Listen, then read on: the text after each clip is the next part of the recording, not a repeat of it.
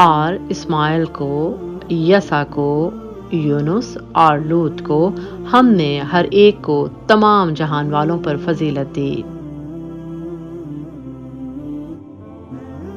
آپ علیہ السلام کا نام مبارک سورہ الانعام میں دوسرے انبیاء کرام کے ساتھ اللہ تعالیٰ نے مذکور فرمایا۔ اسی طرح قرآن کریم کی سورہ صاد میں ارشاد ہے، اے نبی، اسماعیل، الیسع اور ذوالکفل کا بھی ذکر کر دیجئے، یہ سب بہترین لوگ تھے۔ حضرت حسن بصری رحمۃ اللہ علیہ سے روایت ہے، انہوں نے فرمایا، حضرت الیسع علیہ السلام حضرت الیاس علیہ السلام کے بعد مبعوث ہوئے۔ انہوں نے اپنی قوم کو اللہ کی طرف بلایا۔ آپ زندگی بھر حضرت الیاس علیہ السلام کی شریعت پر عمل پیرا رہے۔ آپ کی وفات کے بعد قوم میں برائیاں پھیل گئیں، بد کردار لوگوں کو اقتدار مل گیا، سرکش افراد کی تعداد میں اضافہ ہو گیا جنہوں نے انبیاء کرام کو شہید کیا، اور ان میں ایک سرکش اور باغی بادشاہ بھی تھا۔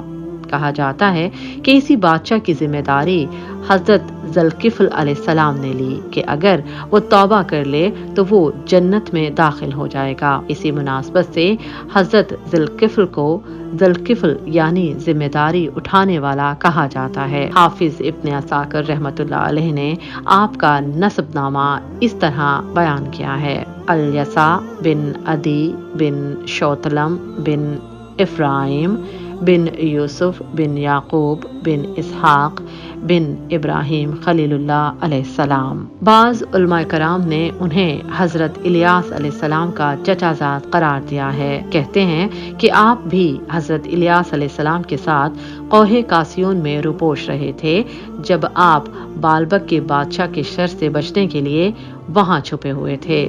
جب حضرت الیاس علیہ السلام غار سے باہر آئے تو حضرت یسع علیہ السلام بھی ان کے ساتھ اپنی قوم کے سامنے آ گئے۔ پھر جب حضرت الیاس علیہ السلام کو اٹھا لیا گیا تو حضرت یسع علیہ السلام آپ کی جگہ نبوت کا شرف پا کر قوم کی رہنمائی کرنے لگے۔ مورخین فرماتے ہیں کہ جب بنی اسرائیل نے بڑے بڑے گناہوں کا ارتکاب کیا، حتیٰ کہ انبیاء کرام کو بھی شہید کیا، تو اللہ تعالیٰ نے ان پر ظالم بادشاہ مسلط کر دیے۔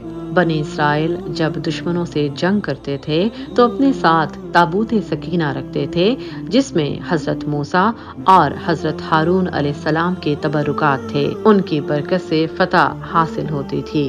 پھر اللہ تعالیٰ نے ان کے جرائم کی وجہ سے دشمنوں کو ان پر مسلط کر دیا۔ غزہ اور اسقلان کے باشندوں سے جنگ کے دوران ان سے تابوت سکینہ چھن گیا اور ان کا بادشاہ اسی غم میں مر گیا، اور بنی اسرائیل اکیلے رہ گئے جس کا کوئی نگہبان نہ ہو۔ تب اللہ تعالیٰ نے شمویل علیہ السلام کو مبعوث فرمایا۔ آپ نے قوم کے مطالبے پر ایک بادشاہ کا تقرر فرمایا۔ امام ابن جریر رحمۃ اللہ علیہ کے قول کے مطابق حضرت یوشع بن نون علیہ السلام کی وفات سے شمویل علیہ السلام کی بعثت تک 460 سال تک کی مدت گزری۔ ہماری آنے والی کہانی حضرت شمویل علیہ السلام کے بارے میں ہے، جو بہت جلد ہمارے یوٹیوب چینل پر نشر کی جائے گی۔ اگر آپ نے ابھی تک ہمارا چینل سبسکرائب نہیں کیا تو ہمارے چینل کو سبسکرائب کیجیے۔